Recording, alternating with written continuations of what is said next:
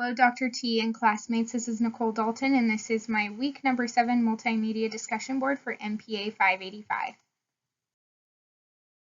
In this week's presentation, we're going to be discussing tax avoidance. So for my presentation, I'll be diving in further to tax avoidance, shifting income taxes, and tax arbitrage. The concept of tax avoidance can be found on page 746, and I'll be talking specifically about underreporting or omitting income tax. And when you do this, it's extremely illegal, and an individual could face legal action if not caught reporting their income tax accurately. And another way of somebody not reporting their income tax is by paying somebody under the table. That's because it's not going to be reported on a W-9. In turn, that individual is going to receive money that is going to not put them in a higher income tax bracket.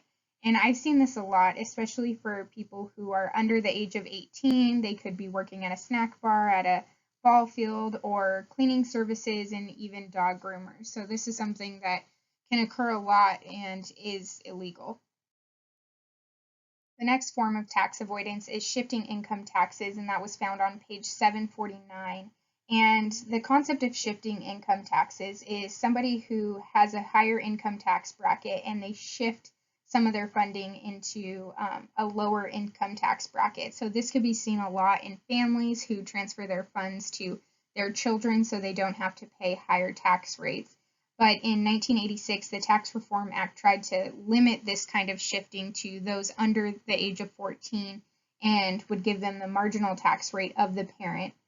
And before this class, I'd never actually heard of this concept, and after reading up on it, I could see why people try to do this, and I would assume that it is something that is occurring frequently within our society.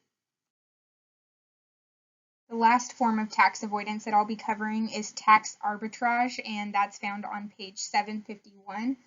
And I'll try to say tax arbitrage correctly. It's a little hard for me to say, but this is when a taxpayer takes advantage of the different rates within different places. So that could be in a different country, in a different state. So they try to purchase a product such as jewelry and sell it somewhere where it has a lower marginal rate. And then that person who's selling the jewelry or product will get immediate direct profit from that sale. So it's avoiding taxes.